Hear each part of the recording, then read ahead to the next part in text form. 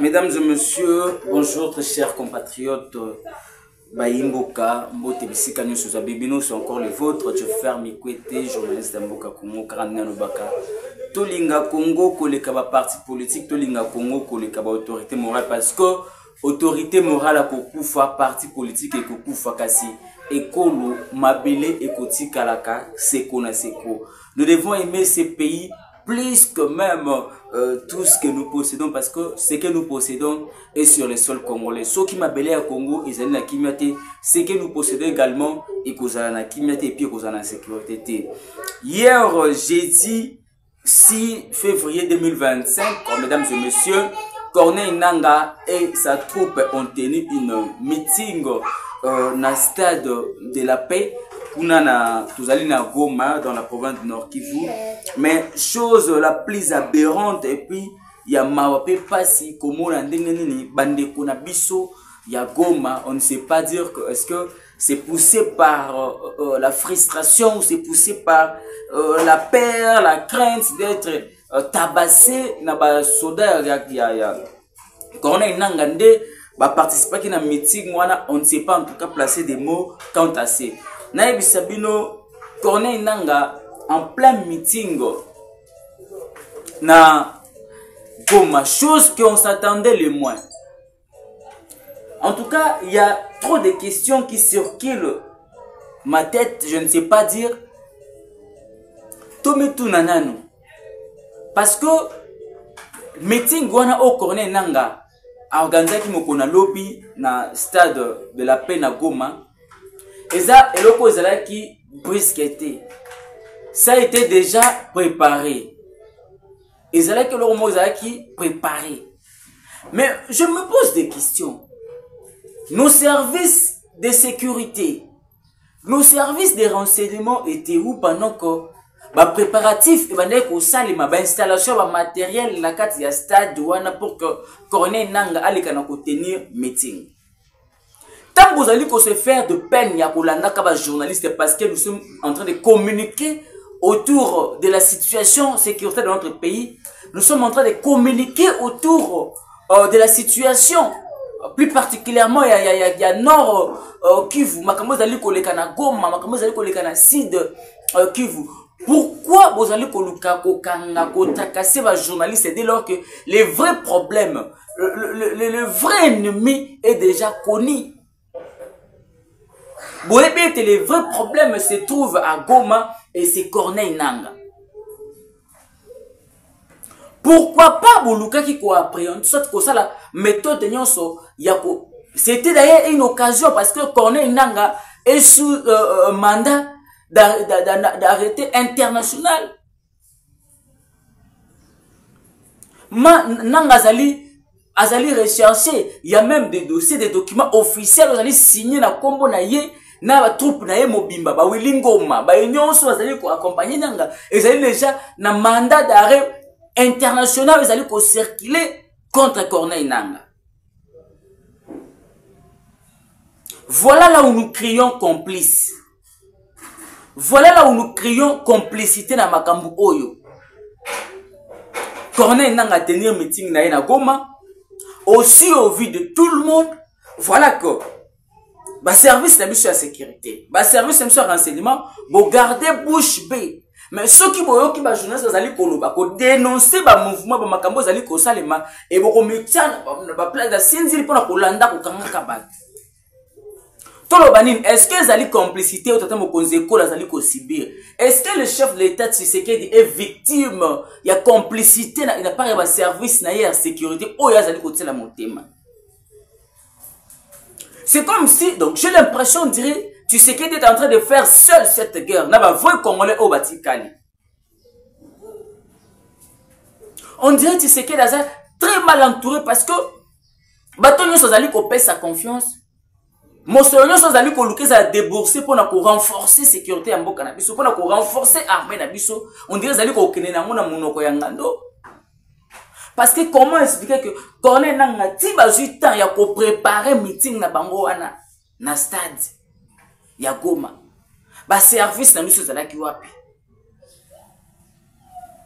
Oyo de komoko a commenté pour dire que Oyo ezali sous complicité te mais Oyo et comme inde attentat bazali ko luka to coup d'état ou bazali ko luka ko sala parce que boye ba été mission to souci ya nanga ezali nini après ko kwisa Goma ba koti Bukavu après Bukavu ba ko luka par tous les voies et moyens ko kanga ba entité o nyonso ezali pele enfin ki ba ko ya na Kinshasa.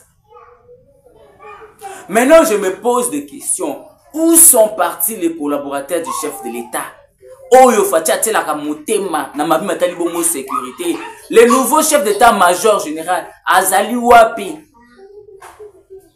Nini bozali ko sala pona ko sécuriser mboka oyo et surtout sécuriser les chefs de l'État parce que c'est lui qui est ciblé par ces rebelles du M23 et des FC ya Corneille Nangaa.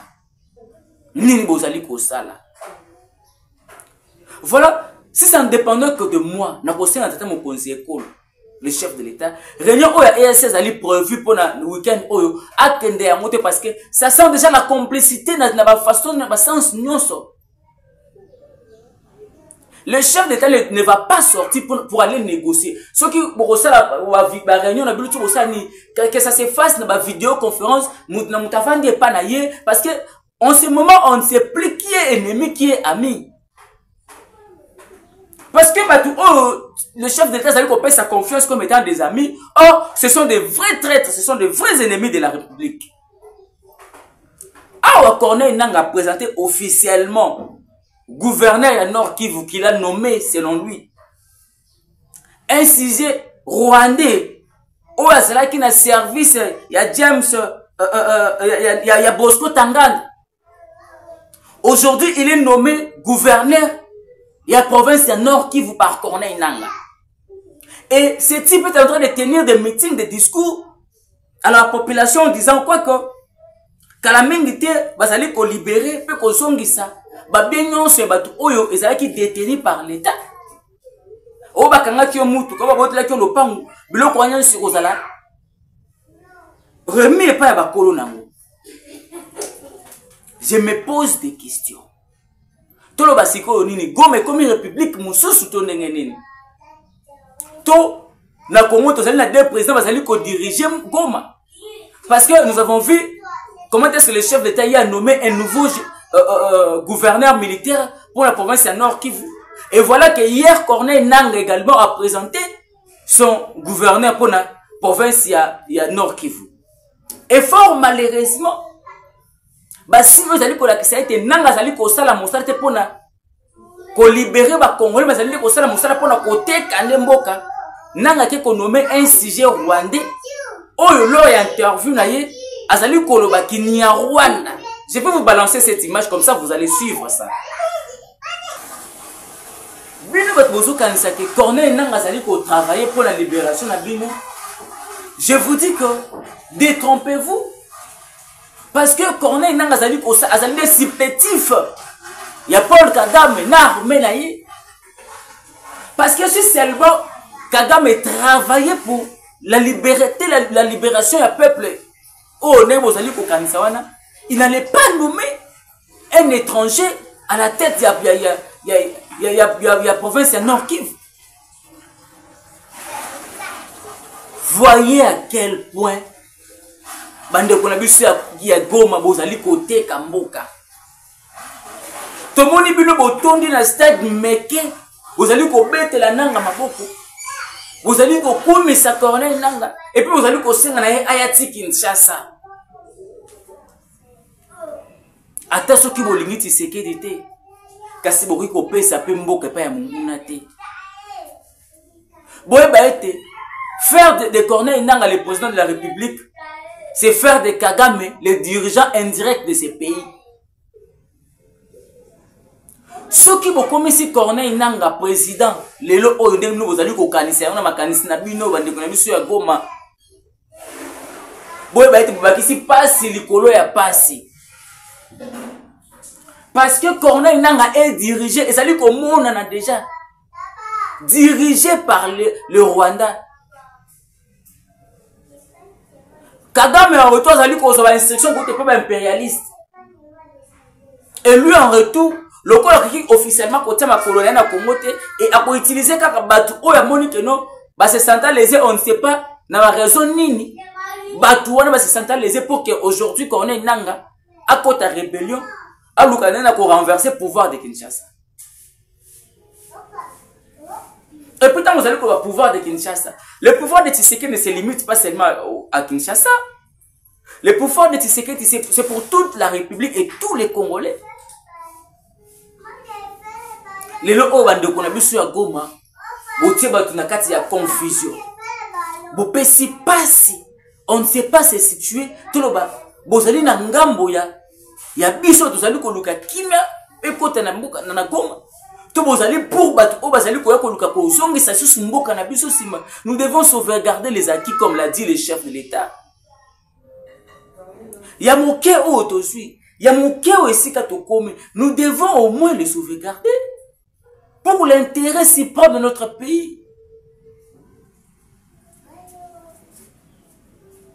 Nous devons protéger notre souveraineté. Nous devons protéger notre souveraineté, mesdames et messieurs. Quand on a vu les images, comment est-ce que vous allez finga mokonzi ya mboka? Comment est-ce que vous allez scander contre le président Tshisekedi? Toki mote ma pasi. Toki mote ma pasi. On ne défend pas Tshisekedi parce que tous la sillage, tous la rappeler Tshisekedi, non. Mais tous les Kolobla Tshisekedi étant les garants de la nation. Actuellement, Tshisekedi engage tous les Congolais. Même vous allez Nassima ya République ya Corneille Nanga. Naye Corneille Nanga, il est derrière le chef. Parce qu'actuellement, si Tshisekedi signait un arrêté ou signait quelque chose, et quoi engager République, et quoi engager Batunion so Obazali na mabele ya Congo. Mais vous voir derrière Corneille Nanga, vous voir applaudir Corneille Nanga, en tout cas, ça m'a laissé stupéfait. Natika les stupéfait pour voir, tous allez comme manzoto, tous allez comme l'obéla. Toi, me dit pourquoi. Oh, bango bazali bango na ngambo ya ennemi, na ngambo ya monguna. Corneille Nanga est dorénavant notre ennemi parce que il travaille pour les plus hauts ennemis de notre République, les plus meurtriers de notre pays. C'est Paul Kagame.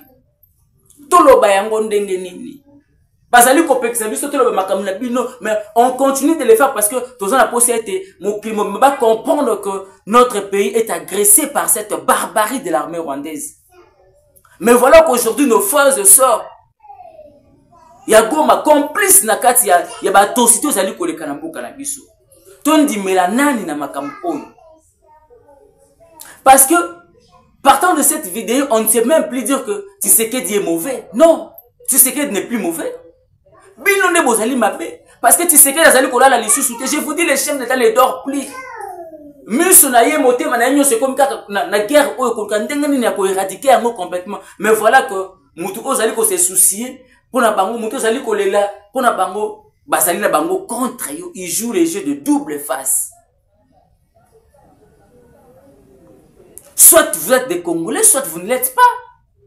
Pour ceux qui vous savez qui Congolais, nous avons aujourd'hui des voies officielles et légales. Il y a la pouvoir, c'est la voie des élections. Tout ça en 2025. Quand la main était en 2028. Si Tshisekedi ne faisait pas les poids selon vous, vous aurez dit attendre les élections. Tout cas, candidat n'a vu le corps au la Corneille Nanga. Corneille Nanga comme ça. On allait voir si Corneille Nanga allait battre Tshisekedi, allait battre d'autres candidats pour que à gérer comment vous allez vous ça. Balobaka. Lolenge moko kaka basali yo likam. Ndenge moko ba ko sala ka yo ngope lisusu.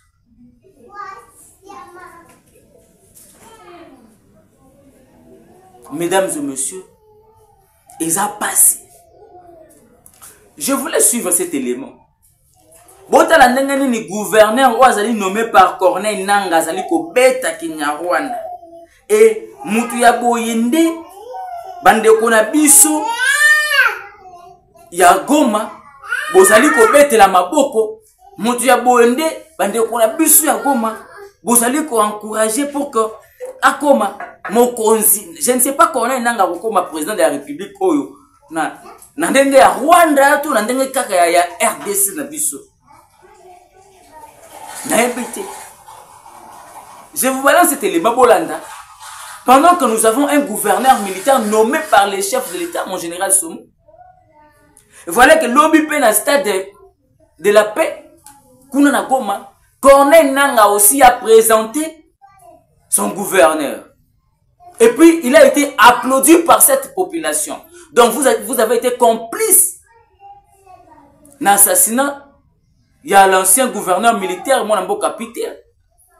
Tout le banini, c'est exactement un complot, complicité na bino bandeko ya Goma. Hein? Tout le banini. Vous allez que le comment on a contraint na yango. Tantôt vous cherchez la paix. En même temps vous allez que le sous na kati esclavage. Je vous dis et je vous le rassure, bon ma vidéo oyo que ceux qui vont faciliter Corneille Nanga à côté de Kinshasa, l'objet comme à Mokonzi Amboka ndenge vous allez ko prétendre, et ça allez vous allez ko zonga les sources na tango ya dépendance.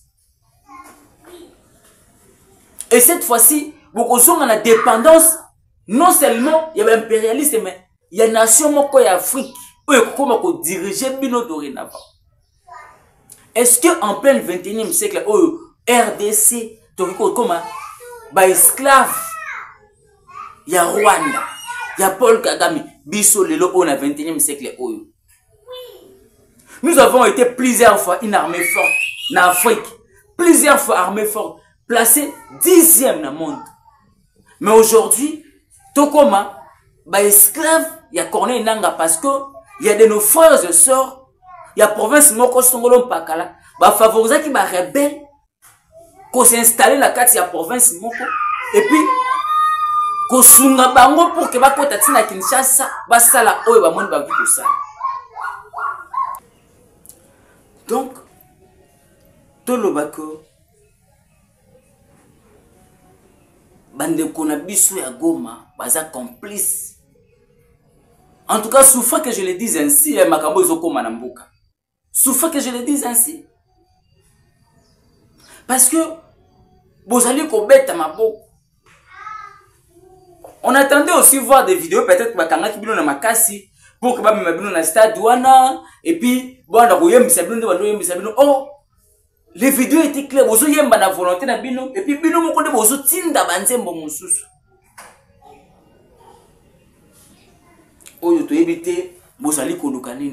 Tu sais que tu n'as pas accédé au pouvoir par devoir des armes.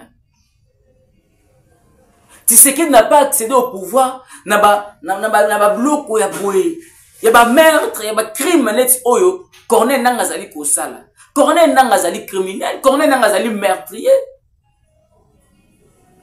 Maintenant on bande ko na biso bazali ko beta maboko ko encourager Corneille Nanga ko kota na Kinshasa. Boka sala crime na endenga mesana ko sala ndenga sala ka bino tongo midi pourquoi toko taxer bino directement des complices toko taxer bino des complices bobo sali ba vidéo oyo nyonso monde ko balancer ko tina na ba réseau ko tina na Kinshasa pona ko laksa ndenge ni ba rebelle bazali ko massacrer bino tongo midi pourquoi et voilà qu'aujourd'hui vous vous alignez derrière ces mêmes rebelles qui vous ont maltraité oyo batiki belé ba orphelin ba veuve batiki belé ba handicapé kuna mais les lelo oyo bokomi ko betle bango maboko. On ne sait pas dire est-ce que c'était poussé par la peur que ba maltraité bino ba sala bino nde bokedaki na stade ndenge bokomi ko yemba na stade banzi bokoma ko tinda. Ce n'est pas Corneille Nanga qui vous a envoyé de chanter ça. Ezali volonté na bino moko nde tindi bino bo yemba makambu oyo bozala ko yemba wana. Et partant de ça, on peut dire que vous allez complice ya makambo vous allez kokomela bino moko.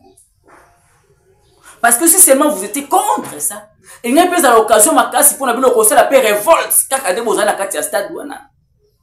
Parce que je ne pense pas que les éléments de Corneille Nanga, basola ou Corneille Nanga zalaki na bango na stade wana, bazalaki belé koleka peuple plutôt population ou bazalaki sur place. Ça allait être aussi une meilleure occasion pour faire comprendre à la face du monde que peuple yemoko à se prendre en charge et voilà que makambo peut changer qui va donner changer qui. Ça allait être une meilleure et bonne occasion pour la bilobo c'est pour manifester. Parce que je ne pense pas que Corneille Nangaa na bato ne bazalaki ebele koleka population oyo bayaki mokolo wana na stade. C'était une meilleure occasion. Mais vous ratez l'occasion pour jouer à la complicité. Vous ratez l'occasion pour jouer au jeu de l'ennemi.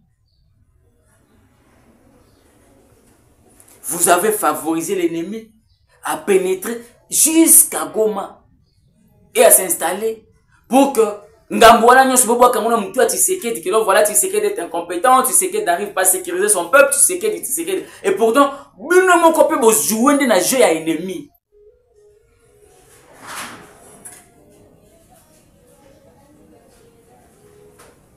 Corneille Nangaa a nommé à Yépé gouverneur. En complicité de bandeko na biso ya Goma. Pendant que belé ya ba jeune, baki ko kufa na ba front, baki ko kufa na kati ya zamba pour chercher comment libérer, sécuriser cet peuple, cette population. Maintenant lelo oyo nzoka batu yango bango moko bazali complice. Ya makambu oyo. Et puis si basi na mawana soni na mutema esuki na ebisabino tana tali video na ndeni bandeko ya biso ko bozali ko finga Tshisekedi pona ko sepelisa Corneille Nangaa. Toyeba bozali na ngambo nini? Bozali na ngambo nini? Donc vous avez contribué aujourd'hui à la mort de plusieurs militaires au baki ko kufa kuna inutilement. Vous contribuez na loué bandeko belé baki ko kufa kuna inutilement en pensant que bazoya ko défendre pour na bandeko na bango bazali ba innocent nzoka ba soldat ne bazaki ba innocent baki ko kufa na bango pour makambo oyo zanga mutu na makolo nzoka bino moko bozali complice ya makambo wana. Vous avez joué le jeu de l'ennemi. C'était une occasion, je me répète, c'était une occasion pour la bino ya ko se révolter na kati ya stade wana. Mabanga e bandibu et puis on mona que non armée na biso ngra bima pe en renfort et makambo pe et indi ça allait être la fin de Corneille Nangaa et sa bande. Fort malheureusement Congolais lingara Congo te. Boteki mboka pa ya Corneille Nangaa. Boy bate boteki Corneille Nangaa mboka te kasi boteki nde Paul Kagame mboka. Parce que Corneille Nangaa azali na kaka mwana bitendi o azali manipulé par Paul Kagame. Ezali passé.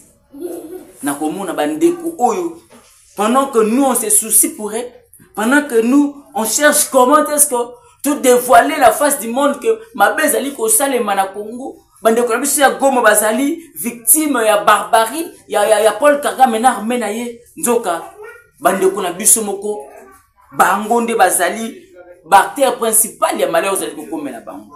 En tout cas, excusez-moi souffrir que je le dise ainsi. Et ça n'y passe na komona biloko. Mais nous prions à ce que ba innocent au bazana Goma qui ne soit pas touché. Parce que parmi les traîtres au bazana kati ya Goma, il y a aussi ceux-là qui sont innocents. Ba innocents pe bazana kati wana, parmi ba traîtres wana, il y a aussi des innocents oyo basa dépourvus de leur force, ba ebite ba rosuka ndengeni, ba kosala ndengeni ba kokendi wapi ba kolele pa nani.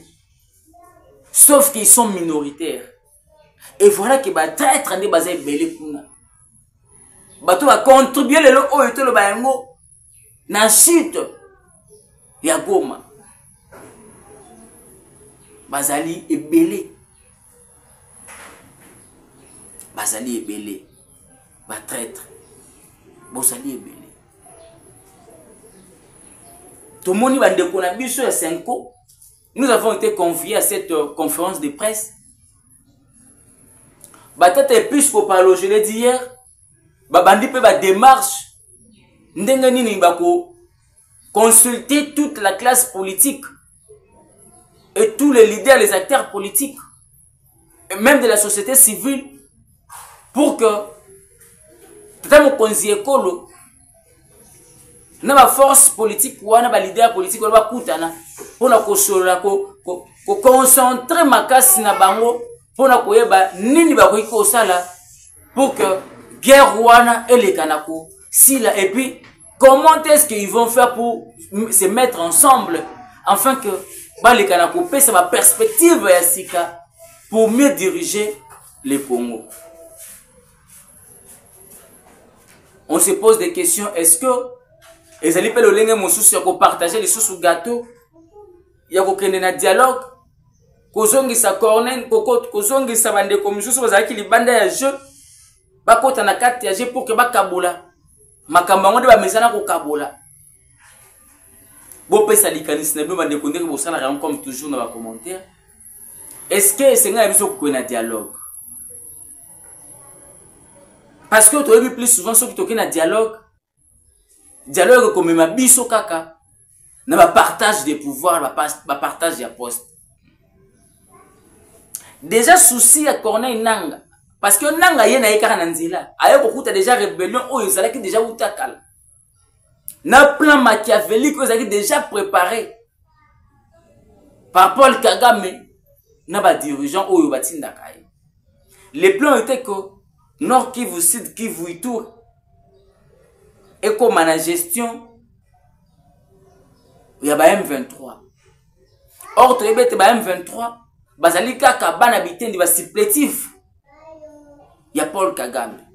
Donc, M23, tout le Paul Kagame, à la mesure, il y a qu'on nommé, administrateur et territoire, ndenge déjà, Corneille Nanga Sali Yango, a nommé gouverneur na Nord Kivu. Donc, et ça le mandé bongo. Déjà, bota la bassine.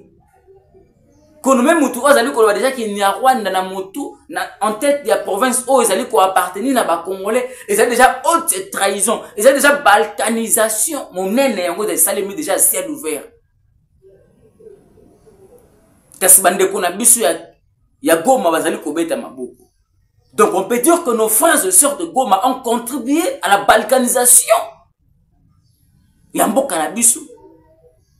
Ils ont contribué aujourd'hui à la balkanisation de la province de Nord Kivu. Ce qui est la province de Nord Kivu est comme Nambok, Namaboko et Bapaya. Tout le bande qu'on a besoin de contribuer. Tout le bande que tu sais que nous sommes incompétents, vous avez compris ça va être impression. Non. Non. Et c'est ce na biso côté lema. Peu importe, ma balbaka les linges ça se lève en famille. Loko la corne nanga la ki siete azali famille ba congolais te. N'a ko signer pacte na diable ko signer pacte na Paul Kagame pour na ko renverser pouvoir Tshisekedi. Et puis ko konti ça ko favoriser sous infiltration auto boya ki utetango mulai. Na kati ba administration na biso. Na armée na biso. Tout le monde qui ba généraux, tout le monde qui ba officier supérieur de haut niveau. Ba wonyos ko sala ba nationalité douteuse, ba double nationalité. Et la majorité des Rwandais, des Ougandais, des Burundais, ba tout on va contribuer qui na déclin l'armée na biso. Et puis ils ont contribué na assassiner ba généraux na biso et belé. Oh bazaki na souci, il y a qu'on redresser l'armée na biso et puis il y a qu'on défendre mboka na biso. Lelo oyo tolo banini bande ko na biso bo trahir mboka. Tu sais que n'est pas les traîtres de ce pays. Binonde bo bimi ba vrai traître parce que bo pesi mboka na maboko ya monguna. Et ça vous allez continuer dans mon gouna.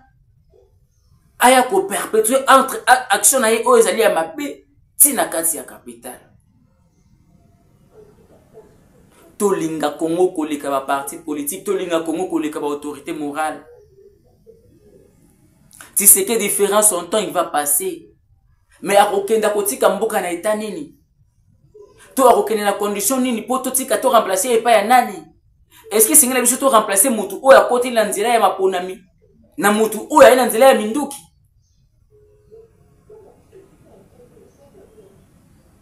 Boteki mboka na facilité. Kasi pona ko déloger batu wana ekomaka lisusu mosala moko ya ba siècle molai. Bitumba oyo tozali ko vivre lelo, ça fait plus de 30 ans, de 28 ans. Bitumba oyo toyebi banani babandaka yango bakufi batiki yango ezali ko continuer. Est-ce que sengena biso pe susu to intensifier lisusu, to enfoncer lisusu clou oyo? Non. Nous devons stopper cette hémorragie. Et sengena biso ko stopper hémorragie oyo. Et l'unique moyen ya ko stopper hémorragie oyo ezali kaka ko sangana liboki moko. To koma bato moko pour que Congo na biso etikala pe moko, indivisible, uni.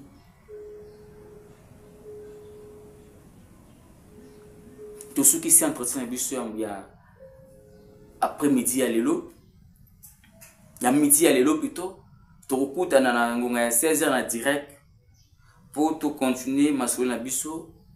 Nous sommes vendredi 7 février 2025, mesdames et messieurs. Nous sommes tous sala. Ozali bongo par na biso ya conscientisation ya peuple congolais. Tozali ko conscientiser bino boye baete. Mopaya kotika la kaka mopaya. Surtout monguna kotika la kaka monguna. Moto oyo akoti epa na nzela ya koboma. Na nzela ya kopier. Azali moto oyo yoki kosala confiance te. Parce que le lenge moko akoteli na koboma, akoboma kaka, akoboma kape kaka. Tolinga Congo koleka parti politique. Tolinga Congo koleka ba mot d'ordre ba autorité morale, parce que autorité morale akokendaka. Kasi ekolo na yo, mabele na yo ekotikala kasi konesiko. Merci pour la confiance pour fidélité au pesa kabiso. Tango nyonso doka liboso na bino, bo commentaka, bo se manifestaka, ezali pe lo lenge mususu pe ko lakisa pe apport pe soutien na bino na makambo zali koleka bongo na mboka na biso.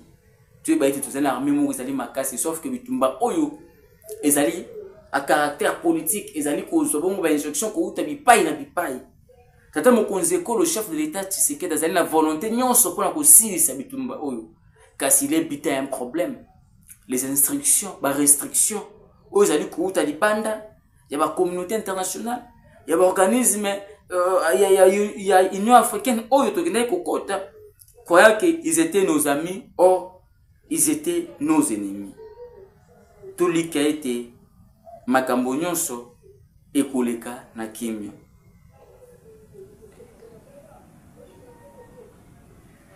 Voilà.